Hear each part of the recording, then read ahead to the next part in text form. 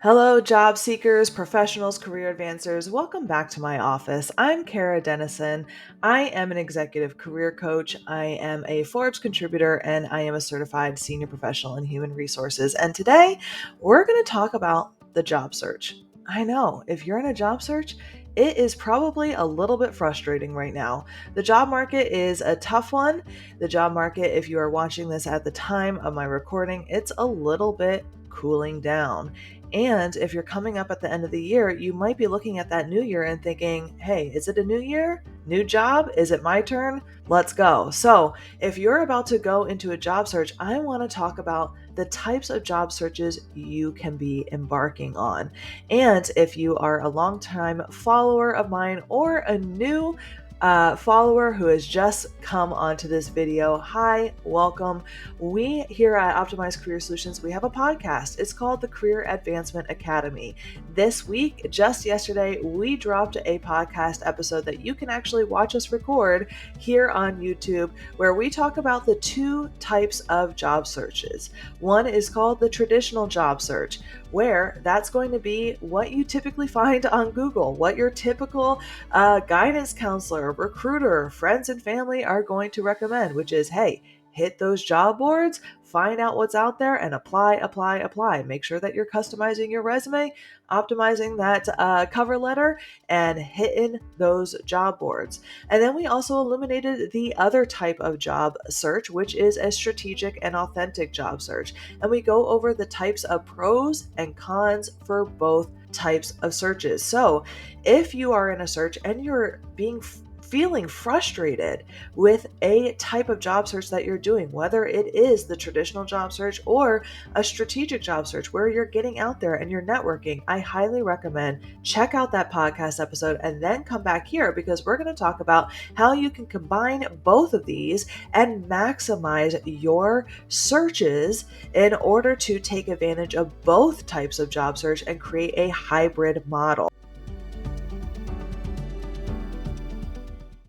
Let's go into it and talk about how you can maximize your search and have a strategic and authentic job search, but also take advantage of all of the types of searches in a hybrid model.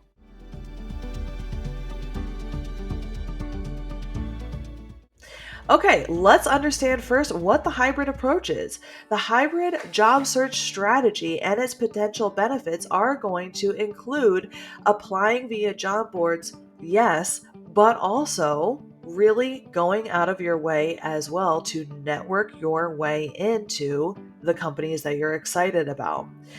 This is going to include networking, it's going to include getting out of your comfort zone, and it's going to include being strategic and authentic in your job search. So if that's something that's a little bit scary, go check out that podcast again and find out a little bit about the pros and cons of both, because the overarching theme of that podcast and what I'm going to tell you here is that a job search is hard. Change is hard. Rejection is hard. Fear is hard.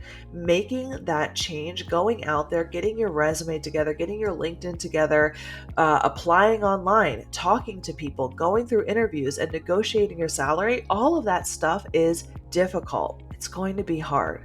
And so at the end of this video, at the end of that podcast, at the end of the day, you have to determine what is your hard. This is a hard process. And so I'm not going to sugarcoat it and say, hey, here's your magic bullet. Here's your magic trick in order to go land your dream job. It's going to be difficult. That's why I want to be real and authentic with you and say, it's going to be difficult, but here are the ways that you can maximize your chances and go after that role that you really want. So again, let's do a quick recap. What is the traditional job search method? The traditional job search method is going onto the job boards, whatever they are, and there's a million of them out there, right? Most popular ones, LinkedIn, Indeed, Glassdoor, Career Builder, Monster, Dice, etc., ZipRecruiter. Customizing your resume for that job position, applying online, and hoping and praying that a recruiter calls you back, going through that recruiter screen, and then hopefully getting that hiring manager interview so that you can interview, explain your worth, and hopefully move on to second, third, fourth rounds of interviews getting that offer. Okay, here are the cons with that.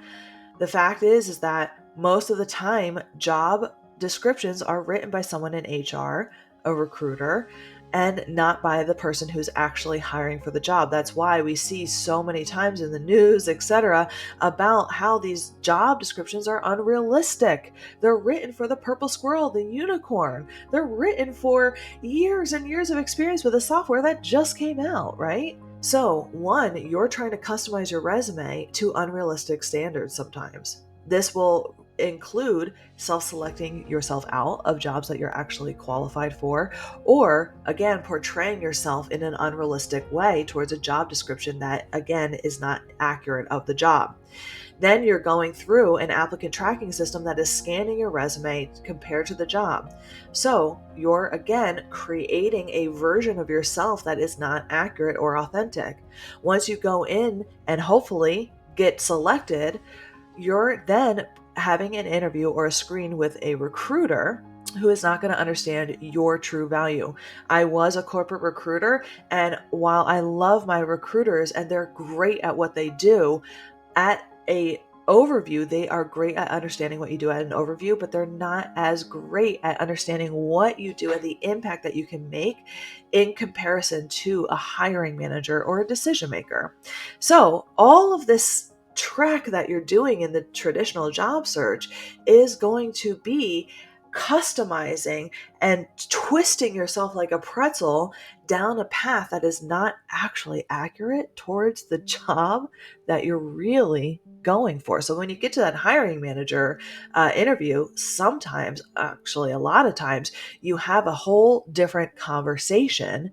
And a lot of times you don't secure that offer because you then have to reinvent yourself for the hiring manager interview. And that leads to a lot of confusion as to who you are, even in your career and in your job search, right? That's hard.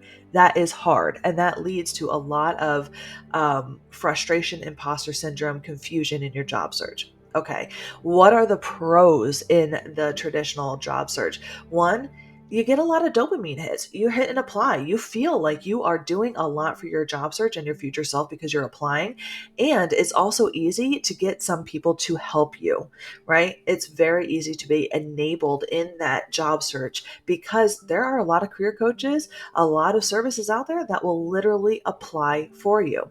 The problem with that is that if you land an interview, you don't know what the heck you are going in for because you have someone doing that for you. So it's a lot of crossing your fingers, hoping, wishing, and praying, but not actually being skilled, upskilled, or trained to perform well in that interview or for that job because it's a lot of guessing.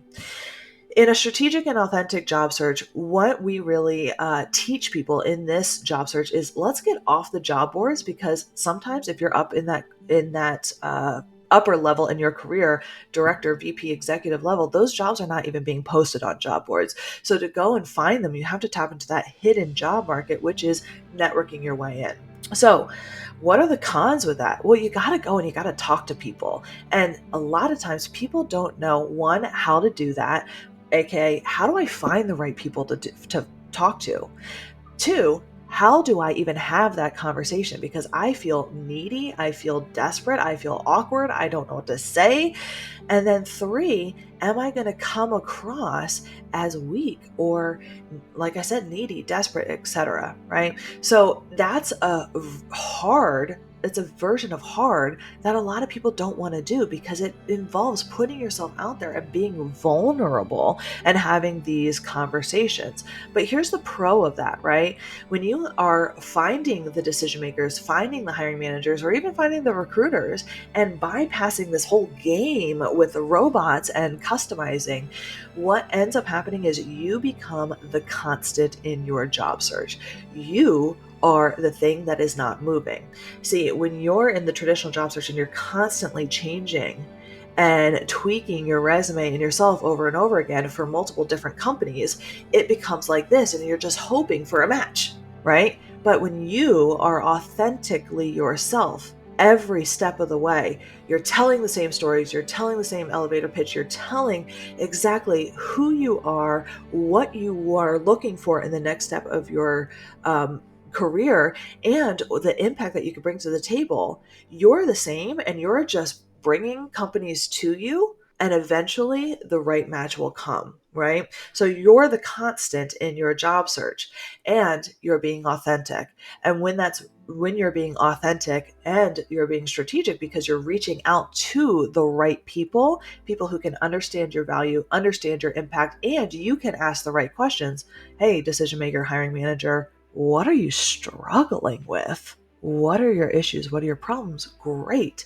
I've solved those exact problems in the past. Here's how. Let's get started. It's a whole completely different conversation, right? So both of these versions of a job search are hard, right? There you have a lot of different difficult things in the search, but there's a lot of pros in them too, right? You can get it feels easy, it feels exciting, it feels like I'm doing a lot of stuff with applying. But also with this strategic and authentic version, you become the constant. You are telling your story, and you're learning skills on how to advance in your career for the rest of your career, because you're building a network of advocates throughout it.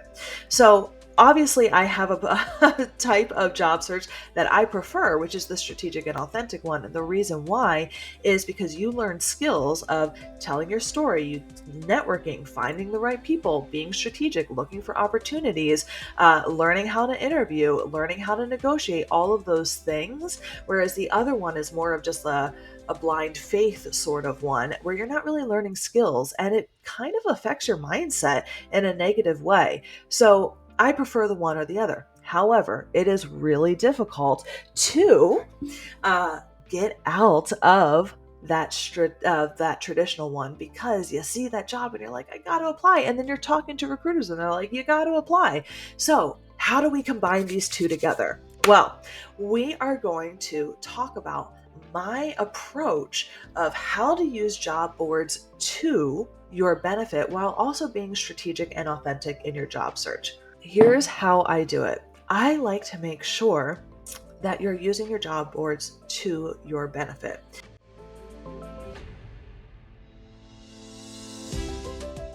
Job boards are a great way to find out what companies are hiring.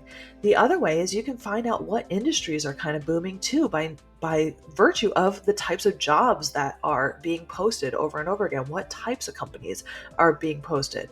The other thing is you get to see, okay, this company now has a job opening that I am a good fit for. I am going to leverage this information to ask for networking calls for the hiring manager, the decision maker, recruiters, etc. When you have this information, instead of blindly applying like all of your competition is doing, right? I want you to instead go the strategic and authentic way first before you apply. Now, you typically get about a 2% return on your applications when it comes to interviewing. That's so low, but it's not zero. Now, when you have an employee referral, you have a 15 times more likely chance of landing an interview. And it's a win-win for everyone when you have an employee referral. Here's the reason why. One, when you talk to an employee at that company, you get an inside glimpse of that culture. Because listen, they could promote some really great stuff on their website. We've already talked about that. But until you really talk to someone there about what's going on in that department, in the company, you're then going to get a clearer picture as to whether it's a really good fit for you and your values. So one, you get insider information. Two, you get to talk to that person and determine, hey, is this the type of person that I want to work with? And they get to determine if you're a good person that they want to work with. And if it is a mutually beneficial fit, hey, can I use you as an employee referral? And it's a win-win, because most companies have employee referral bonuses. Now, the studies have shown over and over and over again that employee referrals are one of the best hires for a company. The reason being is that employee referrals have shown that they are more productive, they are more engaged, they tend to stay longer at companies. And because of this, companies want to reward employees for employee referrals. So they tend to give employee referral bonuses. They tend to almost guarantee interviews if you have an employee referral.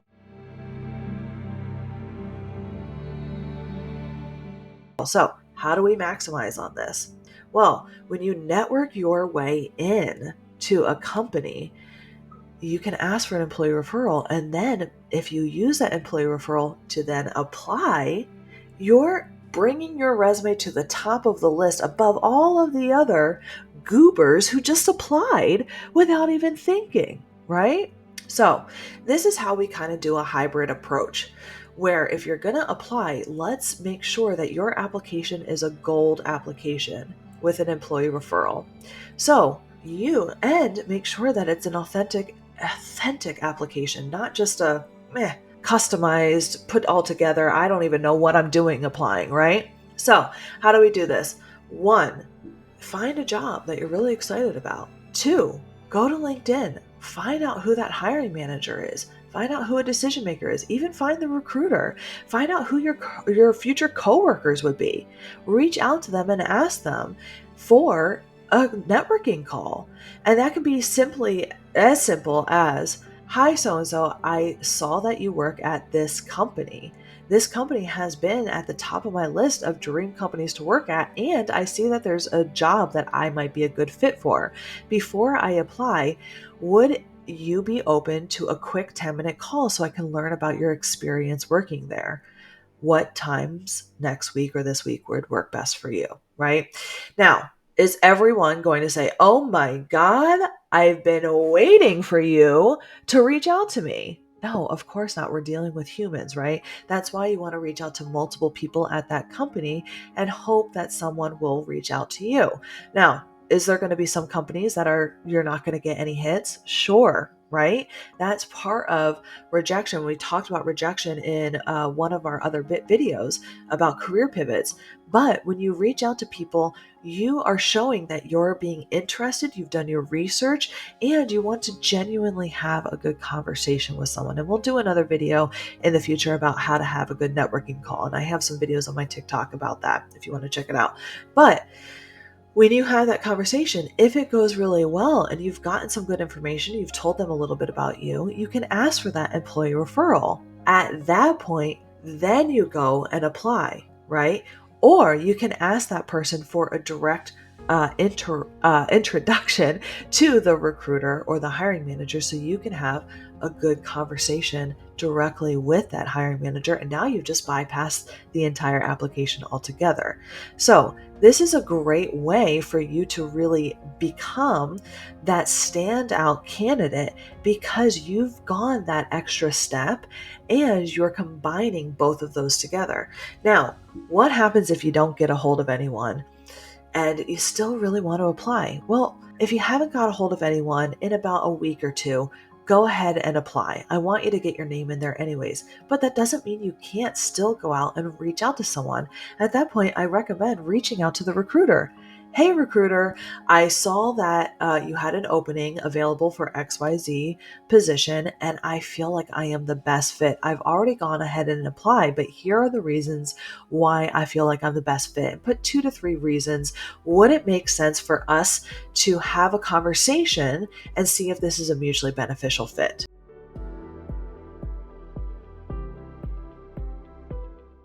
Okay. Now, are you going to experience some rejection? Sure, right? But that's the worst case scenario. The worst case scenario is that they're going to say no or ghost you. But that's your answer. And what I always say is an answer is clarity, and clarity is better than not knowing. So I always recommend go out there and try.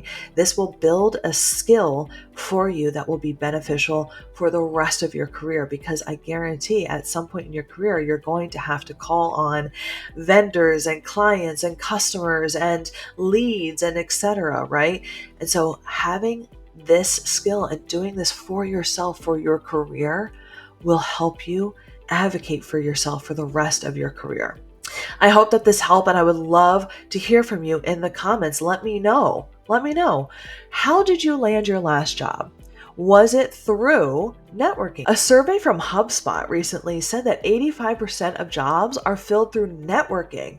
I would love to hear from you. Was that one of you? Was it from networking or was it from a job application? Which job search method is one that you resonate with? Are you going to try a hybrid method? Are you going to go the strategic or authentic way? Or are you going to stick with the traditional method? I'd love to hear in the comments. I hope that you have an incredible rest of your week, an amazing weekend, and come back next week for another amazing video where we're going to be talking about interviewing. October's month is all about interviewing. So make sure that you're subscribed to this channel so that you get notified when our new videos drop, because for the next 4 weeks, we are diving deep into all about interviews. I'm really excited. Thank you so much for watching and have a great rest of your day.